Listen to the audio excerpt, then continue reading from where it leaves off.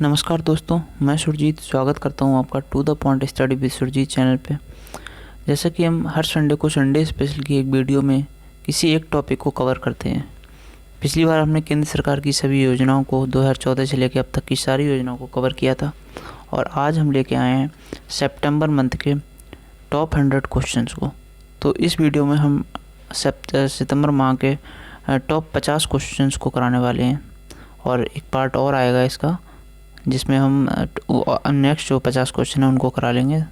तो इसमें हमारे दो पार्ट में हमारे टोटल 100 क्वेश्चंस कवर हो जाएंगे सितंबर माह के।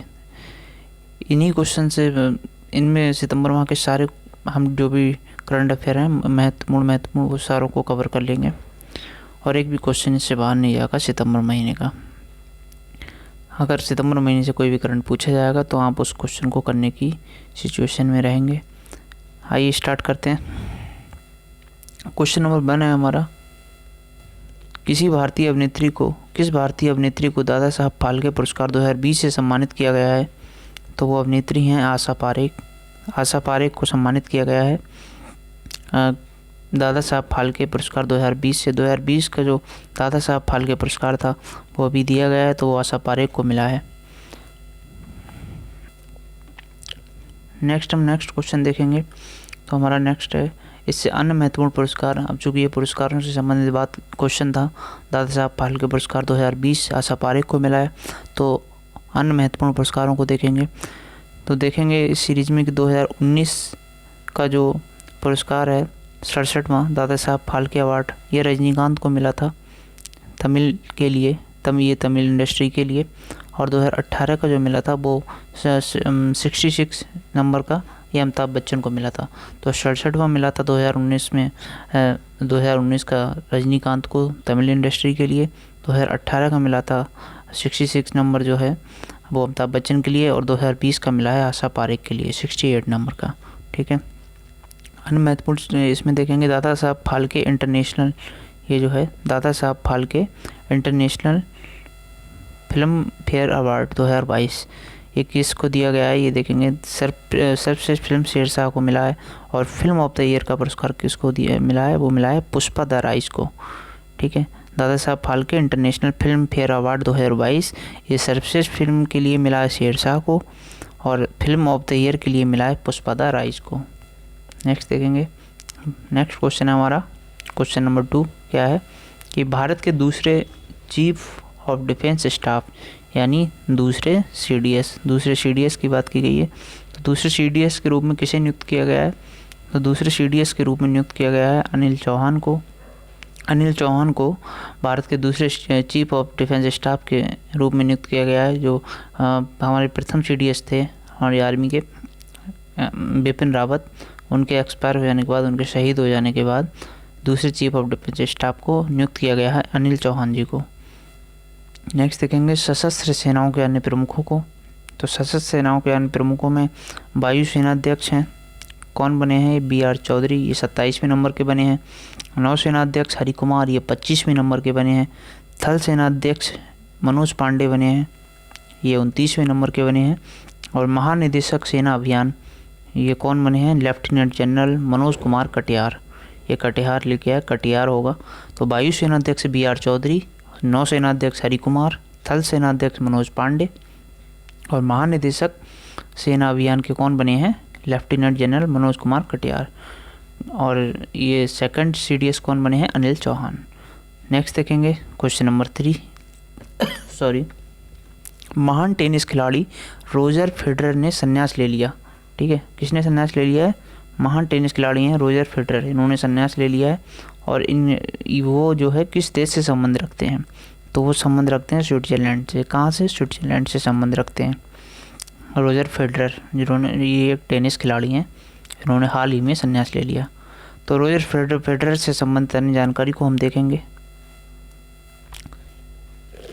रोजर फेडरर से संबंधित, ये एक टेनिस खिलाड़ी हैं जो स्विट्जरलैंड के निवासी हैं। ठीक है। उन्होंने 20 ग्रैंड स्लैम एकल खिताब जीते हैं। कितने? 20 ग्रैंड स्लैम एकल खिताब इन्होंने जीते हैं। और ये एक टेनिस खिलाड़ी हैं, कहाँ के हैं? स्विट्जरलैंड के रहने वाले। और इनसे संबंधित अन्य जानकारी क्या है कि फेडरर ने 103 ATP एकल खिताब जीते हैं। कितने सॉरी फेडरर ने 103 ATP एकल खिताब जीते हैं, जिसमें उन्होंने रिकॉर्ड कितने 20 ग्रैंड स्लैम एकल खिताब और 28 ATP मास्टर्स 1000 खिताब और रिकॉर्ड 6 ATP फाइनल जीते हैं। ठीक है, 103 में ये 100 हो गए हैं, 1000 नहीं होगा यार, फिर तो ज़्यादा हो जाएंगे। ये ATP मास्टर्स खिताब और रिकॉर्ड 6 ATP फाइनल जीते हैं। नेक्स्ट देखेंगे प्रमुख खेलों के शुभांकर। तो प्रमुख खेलों के शुभांकर कौन कौन से हैं? फीफा अंडर 17 के कौन हैं? महिला विश्व कप के लिए जो 2022 में हुआ भारत में, इसके हैं ईवा का शुभांकर किसके हैं? फीफा अंडर 17 महिला विश्व कप 2022 जो कि भारत में हुआ था, इसकी शुभांकर हैं इसके ईवा। और पेरी किसके शुभांकर हैं? वो 22वां राष्ट्रमंडल खेल जो कॉमनवेल्थ गेम हुए 22 नंबर के 2022 में बर्मिंघम इंग्लैंड में, इसके शुभांकर बने पेरी। शीतकालीन ओलंपिक 2022 बीजिंग चीन में हुए, इसके शुभांकर हैं बिंग डुएन। कौन है? Bing Dwen. और शीतकालीन पैरालंपिक 2022 ये बीजिंग चीन में हुआ। तो शीतकालीन ओलंपिक और शीतकालीन पैरालंपिक दोनों ही चीन में हुए, जबकि जो ओलंपिक वाले थे उनके शुभांकर थे बिंग डुएन और शीतकालीन पैरालंपिक जो था पैरालंपिक उनके थे सुई रॉन। ठीक है, तो पैरा में रा आ रहा है, पैरा, और इसीलिए रॉन और ओलंपिक को वैसे बिंग डुएन याद रखो। नेक्स्ट देखेंगे ग्रीष्मकालीन ओलंपिक 2021 जो कि टोक्यो जापान में हुए, इसके शुभांकर थे मिराइटोवा। ग्रीष्मकालीन पैरालंपिक, ठीक है, पैरालंपिक ये विकलांगों वाला जो होता है ओलंपिक, इसलिए उसको पैरालंपिक बोलते हैं। तो ग्रीष्मकालीन पैरालंपिक टोक्यो जापान में हुआ ये भी, और इसके शुभंकर थे सोमाइटी। राष्ट्रीय खेल 2022 ये जो हुआ, इसका आयोजन गुजरात भारत में हुआ और इसका शुभांकर था क्लाउडेड तेंदुआ। ठीक है, तो ये हमने देख लिए हैं। नेक्स्ट देखेंगे क्वेश्चन नंबर 4। तो क्वेश्चन नंबर 4 है हमारा कि 17 सितंबर को PM नरेंद्र मोदी ने कूनो राष्ट्रीय उद्यान में कितनी चीतों, यहाँ पे सीटों लिखा है, सॉरी इसमें टाइपिंग में मिस्टेक हो गई है। 17 सितंबर को PM नरेंद्र मोदी ने कूनो राष्ट्रीय उद्यान में कितने चीतों को छोड़ा? ठीक है, PM Modi release how many चीताज in Kuno national park in Madhya Pradesh on September 17। तो कितने चीतों को छोड़ा है? 8 को, जिसमें 5 मेल हैं और 3 फीमेल हैं। ठीक है, टोटल 8 चीतों को छोड़ा है प्रधानमंत्री नरेंद्र मोदी जी ने। कहाँ पे छोड़ा है? तो कूनो राष्ट्रीय उद्यान में 17 सितंबर को अपने बर्थडे वाले दिन, जिसमें 5 मेल चीते हैं और 3 फीमेल चीते हैं। नेक्स्ट देखेंगे अन्य जानकारी क्या है कि इन चीतों को कहाँ से लाया गया था? तो इन चीतों को लाया गया था नामीबिया की राजधानी कहाँ है? विंडहॉक। तो ये महत्वपूर्ण तथ्य है, पूछा जा सकता है कि नामीबिया की राजधानी कहाँ है? विंडहॉक, और यहाँ से इनको लाया गया था। अब ये इसकी राजधानी कैसे याद रखेंगे, शायद भूल जाएं, तो इसलिए मैं एक ट्रिक बताता हूँ कि जो चीतों को लाया गया था वो एरोप्लेन में बिठा के लाया गया था। ठीक है, तो बाई मतलब प्लेन लाया गया था, तो हम विंड में उड़ते हैं ना प्लेन, तो विंडहॉक, तो ऐसे याद रखो। चीतों को कहाँ से लाया गया? विंडहॉक से। तो नामीबिया से लाया गया, तो इसलिए नामीबिया की राजधानी विंडहॉक। नेक्स्ट 70 साल बाद देश में चीतों की वापसी होने जा रही है। ये 70 साल बाद हमारे देश में चीते आ रहे हैं, विलुप्त हो चुके थे इससे पहले, और साल 1952 में देश से चीता विलुप्त हो चुके थे। 1952 से हमारे देश में एक भी चीता नहीं था। अब 70 साल बाद इसकी वापसी हो रही है और अब भारत की विरासत को दोबारा स्थापित किया जा रहा है। चीता हमारा विरासत के तौर पे देखा जाता है, तो फिर से जो हमारी विरासत में हम चीते रहे थे पुराने, तो 1952 में जो विलुप्त हो गए थे, तो उनको फिर से विरासत को दोबारा स्थापित किया जाएगा 70 साल बाद। नेक्स्ट क्वेश्चन है हमारा, वैश्विक नवाचार सूचकांक 2022 में भारत को किस स्थान पर रखा गया है? तो कौन से स्थान पर रखा गया है भारत को? वैश्विक नवाचार सूचकांक में 40 नंबर पर रखा गया है। 40वीं रैंक है भारत की वैश्विक नवाचार सूचकांक ग्लोबल इनोवेशन इंडेक्स में। नेक्स्ट अन्य जानकारियाँ क्या देखेंगे कि कौन कौन से इंडेक्स इससे संबंधित, पहले तो हम देखेंगे ग्लोबल इनोवेशन इंडेक्स से संबंधित क्या क्या जानकारी है, कौन इसको जारी करता है। तो वैश्विक नवाचार सूचकांक को बौद्धिक संपदा संगठन यानी WIPO बीपो जिसे बोलते हैं, वर्ल्ड इंटेलेक्चुअल प्रॉपर्टी ऑर्गेनाइजेशन, ठीक है, बौद्धिक संपदा संगठन इसको जारी करता है।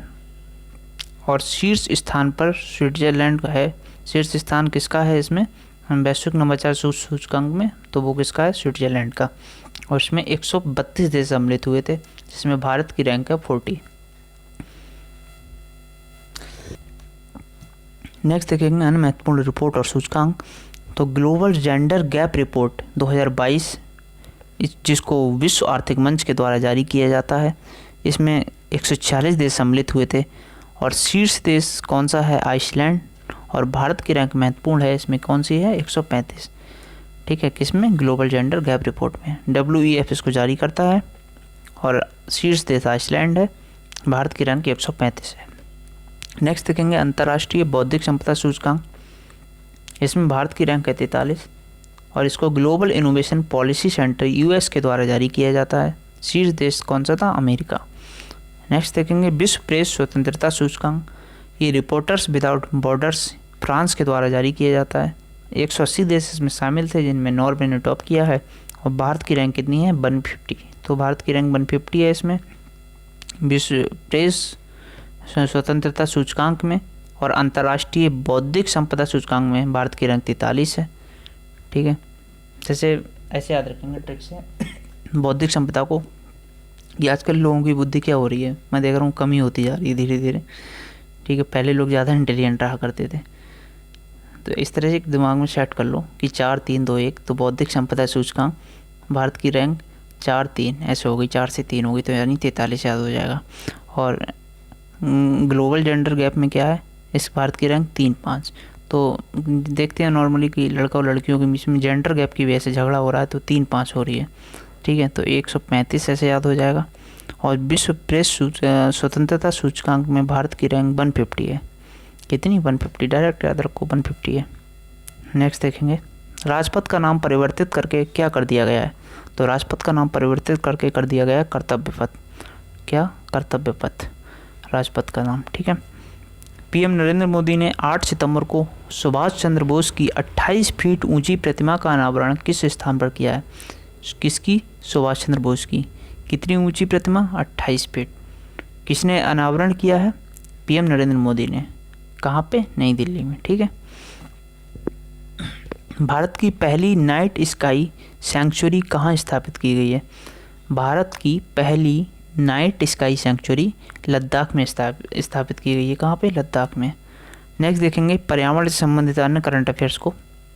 सिंगापुर के तर्ज पर देश का पहला नाइट सफारी, ये देखो सिंगापुर के तर्ज पे भारत का पहला, देश का पहला है कौन सा? Night safari. ये लखनऊ में, उत्तर प्रदेश में बनेगा। लखनऊ के मतलब जो उत्तर प्रदेश की राजधानी है लखनऊ, वहाँ पे नाइट सफारी का जो सिंगापुर के तर्ज पे देश का पहला नाइट सफारी लखनऊ उत्तर प्रदेश में बनेगा, ठीक है, नाइट सफारी पार्क। राष्ट्रपति रामनाथ कोविंद ने नीदरलैंड की यात्रा पर पीले ट्यूलिप फूल की प्रजाति का नाम क्या रखा है? मैत्री। तो ये देखेंगे एक बार, नीदरलैंड की यात्रा पे राष्ट्रपति रामनाथ कोविंद जी गए थे, जो पूर्व राष्ट्रपति हैं हमारे। उन्होंने क्या नाम रखा? पीले ट्यूलिप फूल की एक प्रजाति है, उसका नाम रखा है उन्होंने मैत्री, ठीक है। नेक्स्ट देखेंगे अरुणाचल प्रदेश के अन्य ज़िले में, ये अन्य नहीं होगा, कुछ और नाम होगा, आप एक बार कमेंट करके बताएंगे मुझे कंफर्म करके कि अरुणाचल प्रदेश के एक कोई ज़िले में, अन्य ज़िले में या अरुणाचल प्रदेश में लिपस्टिक नामक पौधे की खोज की गई है। वर्तमान में भारत में रामसर स्कूलों की संख्या 75 है। देखो साइट को स्कूल लिख दिया गया है। रामसर साइट की संख्या कितनी है? 75 है, जो सर्वाधिक कहाँ पे है? तमिलनाडु में। वर्तमान में भारत में रामसर साइट की संख्या 75 है, सर्वाधिक तमिलनाडु में है। मीठे पानी की छोटी मछली शिस्तरा हिरण्यकेशी महाराष्ट्र में खोजी गई है। विश्व का पहला आनुवांशिक रूप से संशोधित रबड़ प्लांट को गुवाहाटी आसाम में लगाया गया है। कहाँ पे? गुवाहाटी आसाम में संशोधित रबड़ प्लांट। सबसे ज़्यादा रबड़ कहाँ पे उत्पादन होता है? केरला में।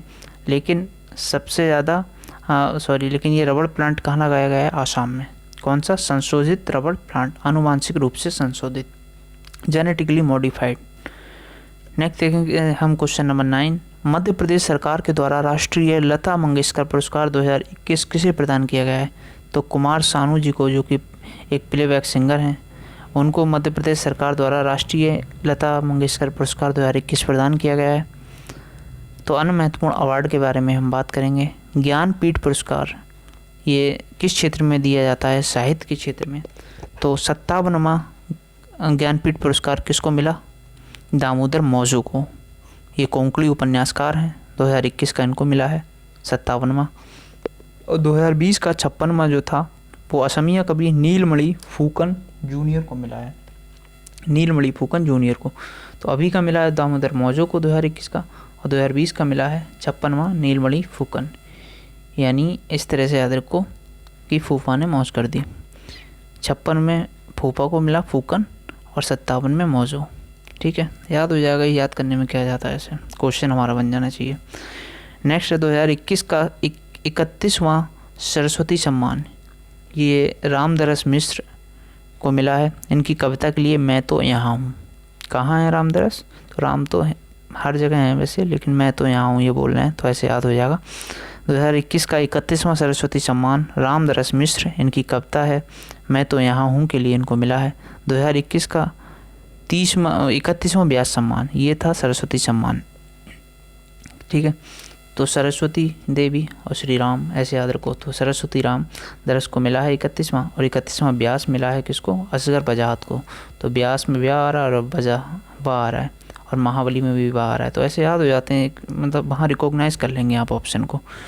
तो सरस्वती रामदरस मिश्र, कविता इनकी मैं तो यहाँ हूँ, और 2021 का 31वां व्यास सम्मान असगर बजाहत को इनके नाटक महाबली के लिए मिला है।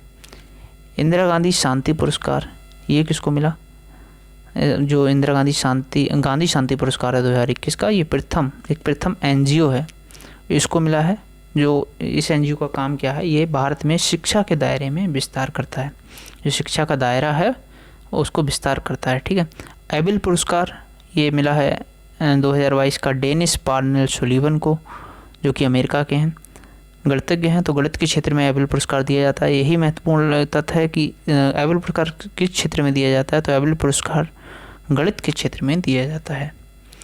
और किसको मिला है ये वर्तमान अभी 2022 का? डेनिस पार्नेल सुलीवन, जो कि अमेरिका के गणितज्ञ हैं। नेक्स्ट हमारा क्वेश्चन नंबर 10। क्वेश्चन नंबर 10 है हमारा कि भारत की पहली इंटरनेजल कोविड-19 वैक्सीन को DCGI से आपात उपयोग की मंजूरी मिली है। इसे किसने बनाया है? कौन सी वैक्सीन है? इंटरनेजल कोविड-19। ठीक है, पहली है, कौन सी? पहली नंबर की है, और इस वैक्सीन को DCGI से आपात उपयोग की मंजूरी मिल गई है। उसे भारत बायोटेक लिमिटेड ने बनाया है। नेक्स्ट कोविड-19 के महत्वपूर्ण तथ्यों को देखेंगे। तो कोरोना वैक्सीन की शुरुआत कोरोना वायरस की शुरुआत दिसंबर 2019 में चीन के वुहान से हुई थी, और WHO के द्वारा वैश्विक महामारी घोषित कर दिया गया इसे 11 मार्च 2020 को। ठीक है, कोरोना वायरस की शुरुआत हुई दिसंबर 2019 में, इसीलिए इसको कोविड-19 भी कहते हैं, क्योंकि 2019 में इसकी शुरुआत हुई चीन के वुहान से। कहाँ से? वुहान सिटी से, चीन के। और WHO के द्वारा इसको वैश्विक महामारी घोषित कब किया गया? 11 मार्च 2020 को। भारत में कोरोना वायरस का पहला मामला दर्ज किया गया कब? कहाँ? केरल में। तो भारत में कोरोना वायरस का पहला मामला कहाँ दर्ज किया गया? केरल में। कोविड-19 से मरने वाले पहले प्रधानमंत्री कौन थे? ये थे बोरिस जॉनसन, ब्रिटेन के थे ये प्रधानमंत्री। तो कोविड-19 से मरने वाले पहले प्रधानमंत्री बोरिस जॉनसन, ये ब्रिटेन के थे, और पहले संक्रमित होने वाले भी पहले प्रधानमंत्री यही थे। जानवरों के लिए कोरोना का पहला टीका विकसित करने वाला देश कौन सा बना? रूस। Next question number 11। 30 सितंबर को कितने वंदे भारत एक्सप्रेस किसने हो गया? 30 सितंबर को किसने वंदे भारत एक्सप्रेस ट्रेन के नए और उन्नत संस्करण को हरी झंडी दिखाकर रवाना किया? तो PM नरेंद्र मोदी ने 30 सितंबर को वंदे भारत एक्सप्रेस ट्रेन का नया और उन्नत संस्करण इसको हरी झंडी दिखाई है, जो कि कहाँ से कहाँ तक चलेगी? ये मुंबई टू गांधीनगर, और देश की तीसरी वंदे भारत ट्रेन है। जब ये तीसरी है तो इसका मतलब 2 और होंगी, तो 2 कौन कौन सी हैं वो भी देखेंगे। वंदे भारत एक्सप्रेस ट्रेन, जिसको ट्रेन 18 के नाम से भी जाना जाता है, तो first Vande Bharat express train चली थी वाराणसी टू नई दिल्ली, और सेकंड चली थी नई दिल्ली टू कटरा। ठीक है, तो नई दिल्ली से नीचे की साइड आई वाराणसी और ऊपर की साइड गई कटरा। तो नई दिल्ली से स्टार्टिंग हुई दोनों की, पहले नीचे की साइड वाराणसी और दूसरा कटरा, और तीसरी ये मुंबई टू गांधीनगर, इसने रूट चेंज कर दिया, मुंबई टू गांधीनगर। ठीक है, नेक्स्ट हमारा क्वेश्चन, पिट्सबर्ग में आयोजित global clean energy action forum में भारत का नेतृत्व किसने किया? तो किसने किया है नेतृत्व भारत का? भारत सरकार के विज्ञान प्रौद्योगिकी मंत्री डॉक्टर जितेंद्र सिंह ने। भारत सरकार के विज्ञान और प्रौद्योगिकी मंत्री हैं डॉक्टर जितेंद्र सिंह। इन्होंने पिट्सबर्ग में आयोजित global clean energy action forum में भारत का नेतृत्व किया है। नेक्स्ट क्वेश्चन नंबर 13, केंद्रीय मंत्री धर्मेंद्र प्रधान ने चमड़ा क्षेत्र में कौशल विकास के लिए कौन सा ऐप लॉन्च किया है? तो स्किल ऐप, इसकी फुल फॉर्म है skill certification assessment for leather employ. जो लेदर इंडस्ट्री में काम करने वाले एम्प्लॉय हैं, इनका स्किल्स असेसमेंट करना, इनका स्किल को जो है और बढ़ाना। तो केंद्रीय मंत्री धर्मेंद्र प्रधान ने ये चमड़ा क्षेत्र में कौशल विकास के लिए ऐप लॉन्च किया है स्किल। अन्य महत्वपूर्ण ऐप हम देखेंगे, तो अन्य महत्वपूर्ण ऐप और पोर्टल कौन कौन से हैं? तो बाई ब्रेक, पहला है बाई ब्रेक, ये हमने महत्वपूर्ण लिए हैं। तो बाई ब्रेक ऐप आयुष मंत्रालय ने लॉन्च किया। गरुड़ ऐप निर्वाचन आयोग ने लॉन्च किया है। ई श्रम पोर्टल, ये श्रम एवं रोजगार मंत्रालय ने लॉन्च किया है। और युक्त धारा पोर्टल, ये विज्ञान एवं प्रौद्योगिकी मंत्रालय ने लॉन्च किया है। प्रगति ऐप LIC का है। और परीक्षा संगम पोर्टल ये CBSE का है। तो ऐसे हम कुछ ट्रिक बताता हूँ, उनसे याद हो जाएगा। तो प्रगति से ऐसे याद रखो कि LIC बीमा कराते हैं तो दिन ब दिन पैसे की प्रगति होने लगती है। ठीक है, तो बीमा से LIC प्रगति। और परीक्षा संगम पोर्टल ये CBSE की परीक्षा, ऐसे याद रख लो डायरेक्ट CBSE की परीक्षा है, परीक्षा संगम पोर्टल। और युक्त धारा पोर्टल ये विज्ञान एवं प्रौद्योगिकी मंत्रालय का है। और ई श्रम पोर्टल जो श्रम एवं रोजगार मंत्रालय का है, डायरेक्ट याद हो जाएगा। और गरुड़ ऐप ये निर्वाचन आयोग का है। ठीक है, तो गांव में उड़ के वोट डालने का मतलब वोट डलवाता है निर्वाचन आयोग, ऐसे याद रखो। गरुड़ ऐप निर्वाचन आयोग। बाई ब्रेक ऐप आयुष मंत्रालय। नेक्स्ट देखेंगे हम, विश्व कुश्ती चैंपियनशिप 2022 में भारत ने कुल कितने पदक जीते हैं? तो कुल 2 मेडल, दोनों के दोनों कांस्य, ये विश्व कुश्ती चैंपियनशिप में जीते हैं। और विश्व कुश्ती चैंपियनशिप 2022 से संबंधित अन्य जानकारी देखेंगे हम। इसका आयोजन कहाँ किया गया था? विश्व कुश्ती चैंपियनशिप का सर्बिया में। उसकी राजधानी कहाँ है? बेलग्रेड। सर्बिया की राजधानी बेलग्रेड है। और हमने नामीबिया की राजधानी क्या बताई थी? विंडहॉक। ठीक है, विंडहॉक है नामीबिया की, सर्बिया की बेलग्रेड। तो विश्व कुश्ती चैंपियनशिप का आयोजन यहीं किया गया। और सबसे ज़्यादा मेडल इसमें जीते थे अमेरिका ने। कितने? 15 मेडल। जो भारत ने 2 मेडल जीते, दोनों की दोनों ब्रॉन्ज यानी कांस्य जीता। तो पहला जीता विनेश फोगाट ने, जो कि महिला हैं, और 53 kg में इन्होंने जीता है। और बजरंग पुनिया जो कि पुरुष हैं, इन्होंने 65 kg में जीता है। नेक्स्ट क्वेश्चन है 15 नंबर हमारा, हाल ही में किस भारतीय शहर में पहली बार माउंटेन साइकिल विश्व कप, कौन सा? माउंटेन साइकिल विश्व कप की मेज़बानी की? तो लेह लद्दाख में। कहाँ पे? लेह लद्दाख में पहली बार माउंटेन साइकिल विश्व कप की मेज़बानी की गई। नेक्स्ट क्वेश्चन है हमारा क्वेश्चन नंबर 16, राष्ट्रपति द्रौपदी मुर्मू ने देश भर की कितने शिक्षकों को राष्ट्रीय शिक्षक पुरस्कार 2022 से सम्मानित किया है? तो द्रौपदी मुर्मू जी ने ये पहली बार शिक्षक दिवस के अवसर पे 5 सितंबर को राष्ट्रीय शिक्षक पुरस्कार 2022 से 40 शिक्षकों को सम्मानित किया है। नेक्स्ट देखेंगे, ब्रिटेन में सबसे अधिक समय तक शासन करने वाली महारानी कौन? महारानी एलिजाबेथ द्वितीय। इनका निधन हो गया। और वह जब निधन हुआ उनका तब कितने वर्ष की थी? तो 96 वर्ष की थी। और 1992 से 2022 तक ये महारानी रही। तो 1952 में ये महारानी बनी थी, तब से लेकर 2022 तक अब तक महारानी थी। 96 वर्ष की उम्र में इनका निधन हो गया। अब इनके उत्तराधिकारी जो बने हैं वो चार्ल्स द्वितीय बने हैं। ठीक है, चार्ल्स द्वितीय इसके उत्तराधिकारी बने हैं। और यही कॉमनवेल्थ के अध्यक्ष भी बन गए हैं, क्योंकि कॉमनवेल्थ का तो है तो इंग्लैंड का ही ना, इंग्लैंड ही इसको चलाता है, तो इसीलिए कॉमनवेल्थ के अध्यक्ष भी 14 से द्वितीय बन गए। भारत ने 11 सितंबर को राजकीय शोक घोषित किया। पूछा जा सकता है कि एलिजाबेथ द्वितीय जो जिनका निधन हुआ, तो भारत ने 11 सितंबर को एक दिन का राजकीय शोक भी रखा। अन्य महत्वपूर्ण व्यक्तियों के निधन के बारे में बात करेंगे तो राजू श्रीवास्तव, जिनका वास्तविक नाम था वो सत्य प्रकाश श्रीवास्तव था। ये इंपॉर्टेंट पूछा जा सकता है क्योंकि उनका नाम जनरली हम राजू श्रीवास्तव ही सुनते हैं। सत्य प्रकाश श्रीवास्तव तो मैंने भी पहली बार ही सुना था।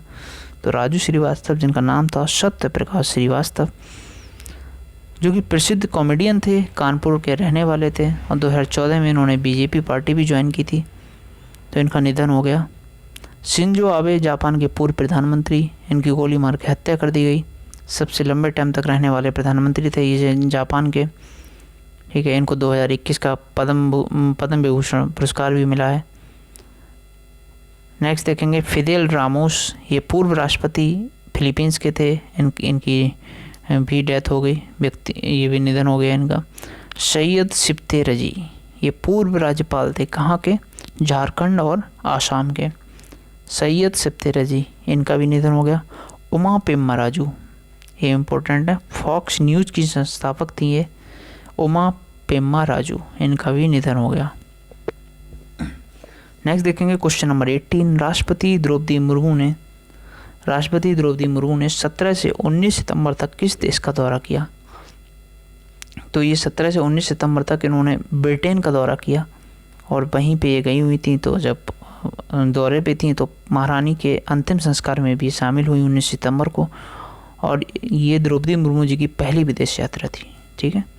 कैबिनेट ने तेजस मार्क 2 लड़ाकू जेट को डिजाइन और विकसित करने के लिए कितनी राशि की मंजूरी दी है? तो 6500 करोड़ राशि की मंजूरी दे दी है, 6500 करोड़ रुपए की। किस लिए दी है ये दी है तेजस मार्क 2, ये तेजस मार्क 2 लड़ाकू जेट को डिजाइन करने के लिए और उसे अधिक विकसित करने के लिए। कितनी राशि? 6500 करोड़। क्वेश्चन नंबर 20 है सर्वाइकल कैंसर की रोकथाम के लिए भारत के पहले स्वदेशी विकसित टीके का क्या नाम है? सर्वाइकल कैंसर की रोकथाम के लिए भारत का पहला स्वदेशी विकसित टीका है, उसका नाम है सर्वावैक। क्या नाम है? सर्वावैक। और इसे किसने बनाया है? तो serum institute of India Pune ने इसको बनाया है। 12 सितंबर को पीएम नरेंद्र मोदी जी ने किस स्थान पर विश्व डेयरी सम्मेलन, कौन सा? विश्व डेयरी सम्मेलन का उद्घाटन किया? तो ये ग्रेटर नोएडा में किया। अगर इसकी जगह ऑप्शन में नई दिल्ली हो तो वो टिक कर देना, क्योंकि एनसीआर रीजन में आता है ग्रेटर नोएडा, तो मैं भी नई दिल्ली अगर ऑप्शन में दे दे तो वो सही होगा। अगर इनमें से कोई नहीं उत्तर ऑप्शन दिया है तो नई दिल्ली ही सही माना जाएगा। 12 सितंबर को मोदी जी ने विश्व डेयरी सम्मेलन का उद्घाटन किया ग्रेटर नोएडा में। नेक्स्ट है इससे संबंधित अन्य महत्वपूर्ण जानकारी। ये इम्पोर्टेंट इसीलिए भी है क्योंकि भारत 48 साल के बाद इसकी मेज़बानी कर रहा है। लास्ट टाइम भारत ने मेज़बानी की थी 1974 में, और उसकी थीम क्या है? वो है पोषण एवं आजीविका के लिए पोषण, ठीक है। पोषण और आजीविका के लिए डेयरी, ये ऐसा होगा। तो dairy for nutrition and livelihood, dairy for nutrition and livelihood. Next है भारत के महान्यायवादी के रूप में किसे नियुक्त किया गया है? तो आर वेंकटरमणी को नियुक्त किया गया है भारत के महान्यायवादी के रूप में। सितंबर माह की अन्य महत्वपूर्ण नियुक्तियों पर हम नज़र मारेंगे। कौन सा है? भारत के chief of defence staff CDS Anil Singh Chauhan बने। राष्ट्रीय विधिक सेवा प्राधिकरण नालसा, इसके अध्यक्ष और 50वें CGI ये कौन बने? DY चंद्रचूड़। 50वें चीफ जस्टिस ऑफ इंडिया यही बने। इन्होंने UU ललित जो कि 49वें नंबर के थे उनको हटाकर या उनकी जगह पे ये DY चंद्रचूड़ जी बने हैं। इनके संबंध में महत्वपूर्ण बात, इनके पिताजी थे BY चंद्रचूड़ जो कि अब तक के सबसे ज़्यादा समय तक रहने वाले CGI थे। सबसे लंबा समय इन्होंने व्यतीत किया CGI के पद पे BY चंद्रचूड़ ने। अब इनके बेटे आए हैं DY चंद्रचूड़। नेक्स्ट है हॉकी इंडिया के अध्यक्ष दिलीप तिर्की बने, और अखिल भारतीय फुटबॉल महासंघ AIFF के अध्यक्ष कल्याण चौबे जी बने। नेक्स्ट है अखिल भारतीय आयुर्विज्ञान अनुसंधान परिषद ICMR के महानिदेशक डॉक्टर राजीव वहल जी बने।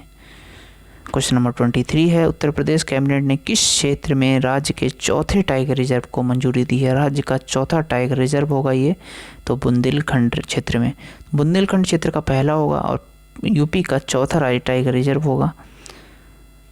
तो और ये भारत का 54वां होगा, ठीक है। तो भारत का 54वां 54 और 54 में आ रहा है 4, तो यूपी का 4।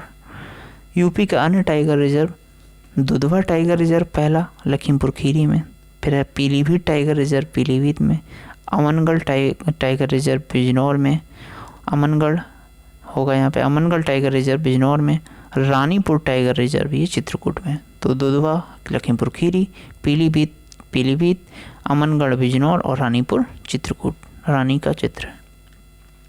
क्वेश्चन नंबर 24 है, इंडियन एयरलाइंस के नए मुख्य कार्यकारी अधिकारी, ठीक है, चीफ एग्जीक्यूटिव ऑफिसर CEO कौन बने हैं? वो बने हैं पीटर एल्बर्ट्स, इंडियन एयरलाइंस के नए CEO। विश्व के प्रमुख कंपनियों के CEO को हम देखेंगे तो एप्पल के हैं टिम कुक, माइक्रोसॉफ्ट के अध्यक्ष और CEO दोनों कौन हैं? Satya Nadella, serum institute of India के हैं दार पूनावाला, BSNL इसके हैं प्रवीण कुमार पुरवार, वॉलमार्ट के हैं समीर अग्रवाल और फ्लिपकार्ट के हैं कल्याण कृष्णमूर्ति, फेसबुक के मार्क जुकरबर्ग और टेलीग्राम के हैं पॉवेल डुरो, ठीक है। और अभी हाल ही में एलन मस्क ने ट्विटर का अधिग्रहण किया तो पराग अग्रवाल को टर्मिनेट कर दिया, जैसे ही उन्होंने 44 अरब करोड़ में लगभग ख़रीदा है इसको, ट्विटर को। तो जैसे ही उन्होंने ख़रीदा और पराग अग्रवाल को वहाँ से हटा दिया है CEO के पद से। नेक्स्ट है, किस मंत्रालय के द्वारा स्वच्छ सागर सुरक्षित सागर नामक समुद्र तटीय स्वच्छता अभियान चलाया गया? तो पृथ्वी विज्ञान मंत्रालय के द्वारा कौन सा अभियान है? स्वच्छ सागर सुरक्षित सागर। किस राज्य ने नंजरायण टैंक को अपना 17वां पक्षी अभ्यारण्य घोषित किया? नंजरायण टैंक को तमिलनाडु ने घोषित किया है 17वां पक्षी अभ्यारण्य।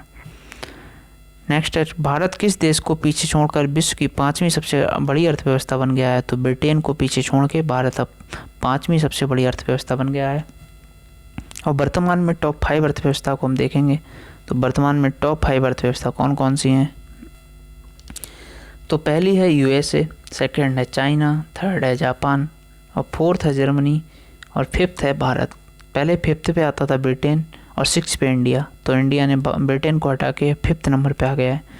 SBI की रिपोर्ट की माने तो इसके अनुसार 2029 तक तीसरी सबसे बड़ी अर्थव्यवस्था बन जाएगा भारत, 2029 तक, यानी जापान हट जाएगा और भारत आ जाएगा। नेक्स्ट है 28 नंबर, राष्ट्रीय सहकारी नीति का मसौदा तैयार करने के लिए केंद्र सरकार ने किसकी अध्यक्षता में राष्ट्रीय स्तर की समिति गठित की है? तो सुरेश प्रभु की अध्यक्षता में राष्ट्रीय सहकारी नीति का मसौदा तैयार करने के लिए इनको अध्यक्ष बनाया गया है समिति का। ये पूर्व केंद्रीय मंत्री और ये समिति का गठन किया जा रहा है। इसमें 47 सदस्य होंगे, अर्थात ये 47 सदस्यीय समिति होगी।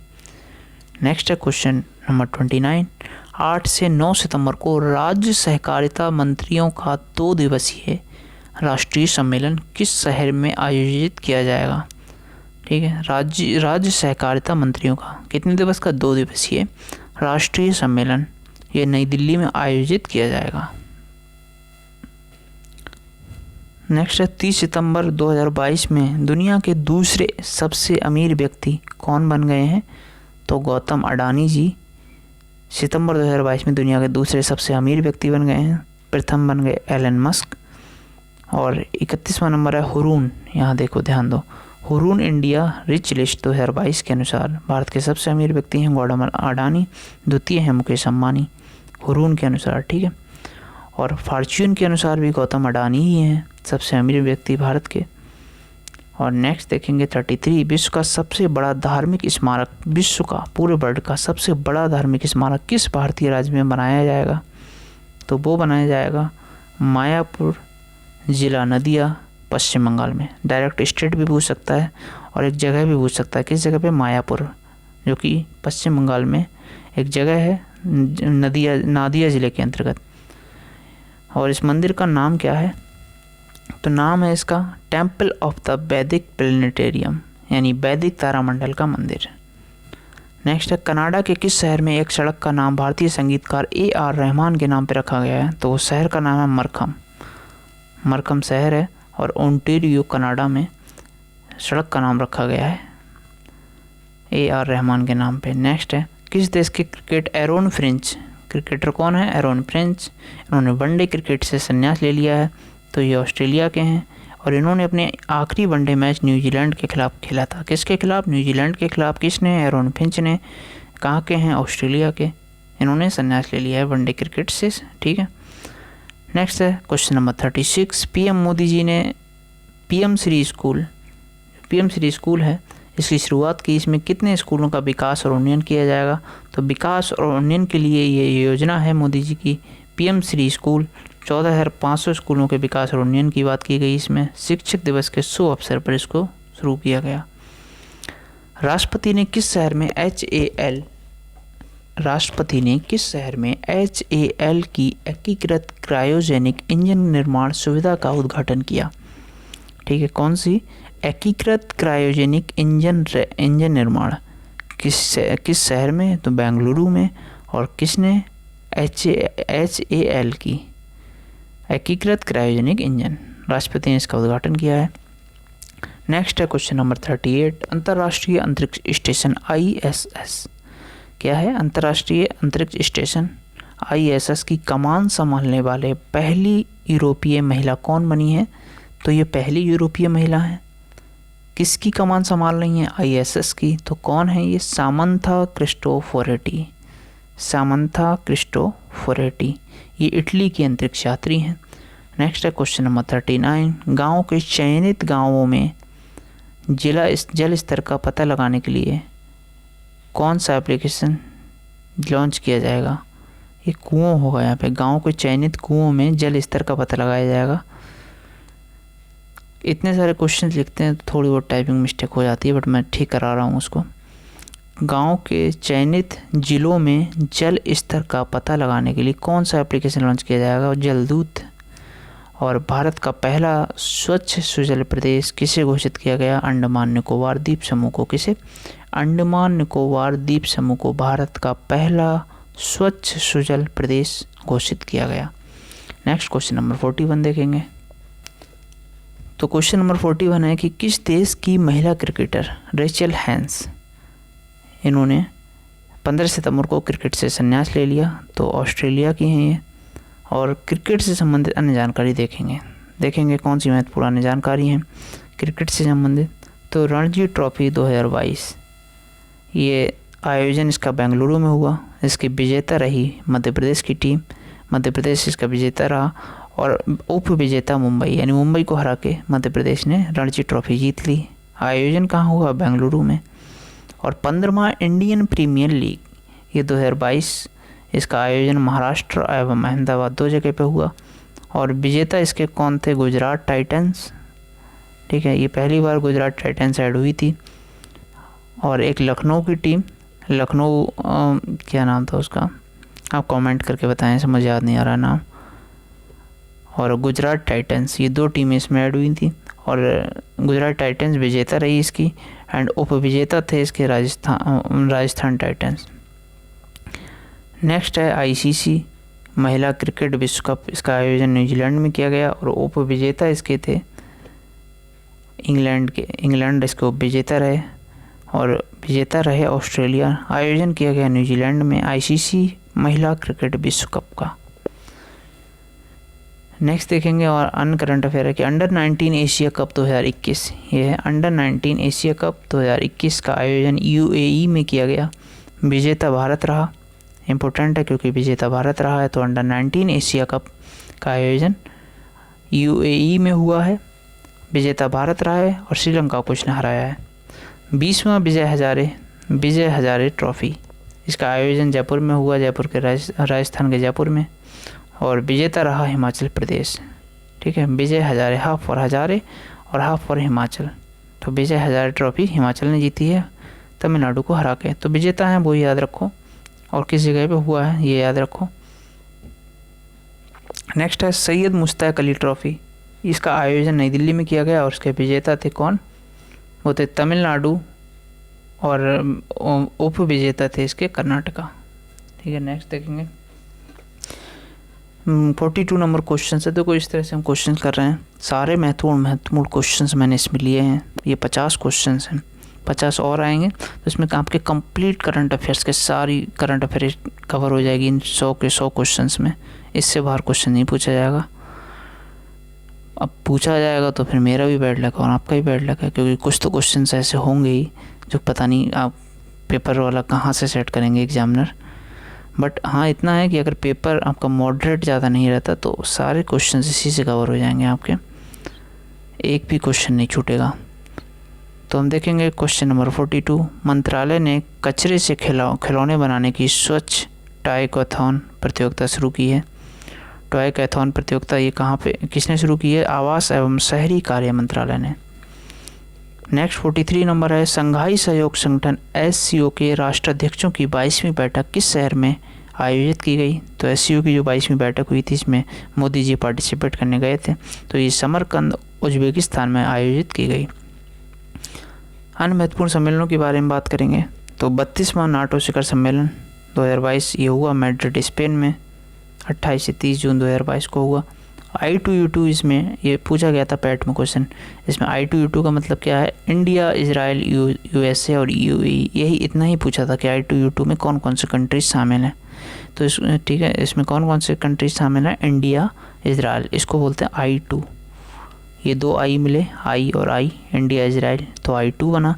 और 2 U मिले, USA UAE, ठीक है, तो ये बना U2। तो I2U2 इसका पहला शिखर सम्मेलन वर्चुअली भारत के PM मोदी जी ने इसमें पार्टिसिपेट किया। ये वर्चुअली हुआ था, कोई वेन्यू नहीं था इसका, कोरोना का टाइम था इसीलिए ये वर्चुअली कर दिया गया इसका आयोजन। 65वां राष्ट्रमंडल संसदीय सम्मेलन 2022 में हुआ है, जो कि कनाडा में हुआ, और 2022 का ये 65वां था, 20 से 26 अगस्त 2022 को। तो 65वां राष्ट्रमंडल संसदीय सम्मेलन 2022 कनाडा में आयोजित हुआ और 2022 का 20 से 26 अगस्त को। ठीक है, नेक्स्ट 44 नंबर क्वेश्चन है, SCO का 9वां सदस्य देश कौन बन गया है? वो ईरान बन गया है। SCO का 9वां सदस्य देश ईरान। 45 नंबर क्वेश्चन है, SCO की पहली पर्यटन एवं सांस्कृतिक राजधानी के रूप में किस शहर को नामित किया गया? बनारस या वाराणसी? तो इम्पोर्टेंट क्वेश्चन है, SCO की पहली पर्यटन एवं सांस्कृतिक राजधानी कौन बना? वाराणसी शहर। क्वेश्चन नंबर 46 है, वर्ष 2023 में कौन सा देश संघाई सहयोग संगठन की अध्यक्षता करने वाला है? तो भारत करेगा 2023 में। उज्बेकिस्तान ने 2022 में की, अब भारत 2023 में करेगा। उज्बेकिस्तान समरकंद में आयोजन हुआ ना 2022 का, तो अब भारत में 2023 का होगा।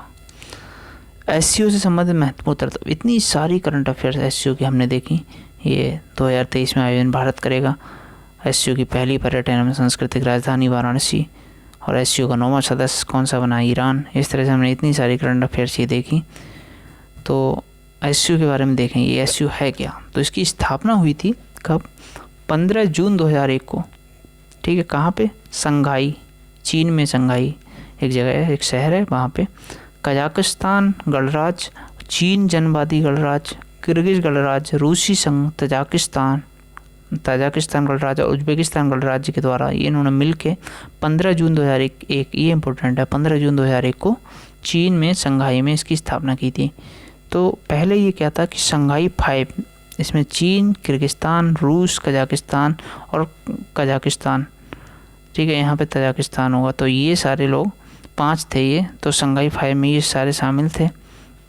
उसके बाद क्या हुआ कि संघाई 5 सीमांकन और विसैन्यीकरण का परिणाम था।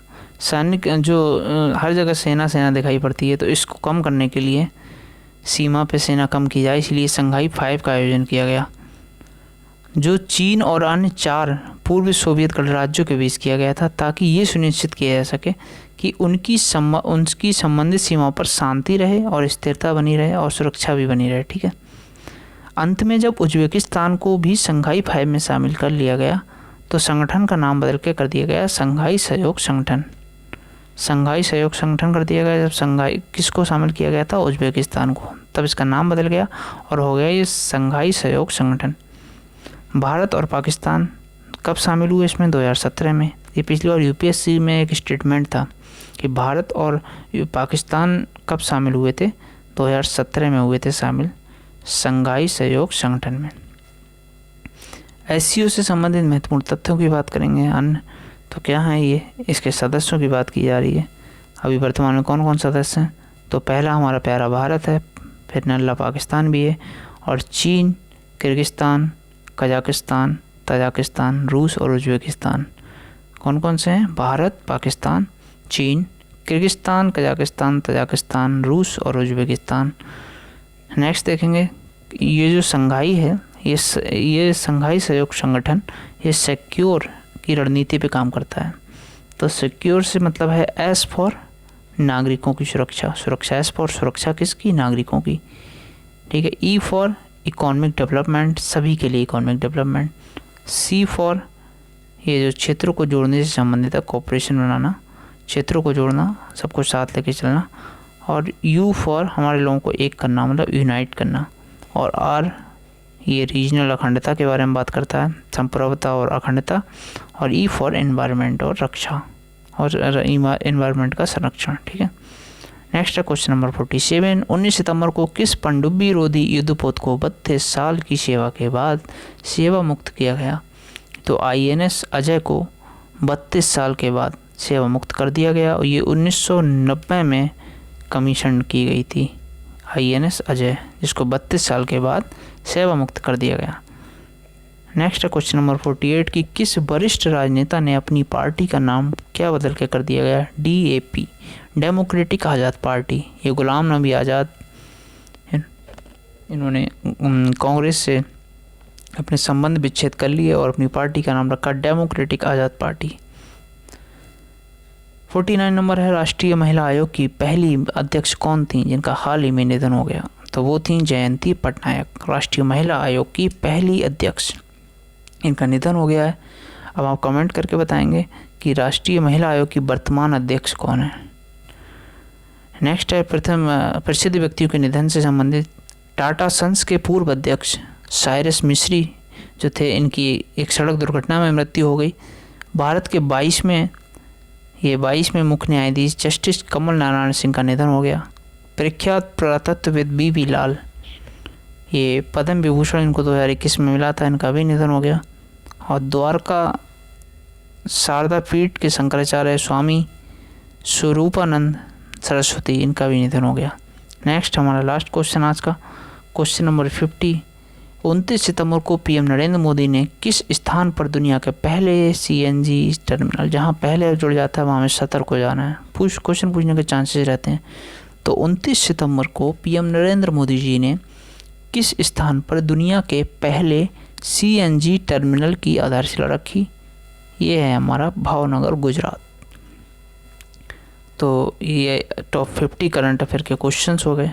नेक्स्ट हमारा एक पार्ट इसका और आएगा जिसमें हम टॉप 50 क्वेश्चंस को अच्छे से कवर करेंगे, एकदम अच्छे से एक्सप्लेन करके। हम इस तरह से कवर करते हैं कि अन्य महत्वपूर्ण करंट अफेयर को भी हम ऐड कर लें। तो इसमें देखने के लिए तो क्वेश्चन 50 हैं, लेकिन हमने इसमें कम से कम 100+ क्वेश्चंस को कवर कर लिया है। लेकिन अभी एक पार्ट और आएगा, इसमें 50 क्वेश्चंस को और कराएंगे। तो इस तरह से हमारी सितंबर माह की पूरी करंट अफेयर कवर हो जाएगी। और इस संडे स्पेशल की हमारा वीडियो हो गया। तो अगर आपको वीडियो अच्छी लगती है तो वीडियो लाइक करनी है, दोस्तों में शेयर करें और चैनल को सब्सक्राइब करें। Thank you, bye bye, take care.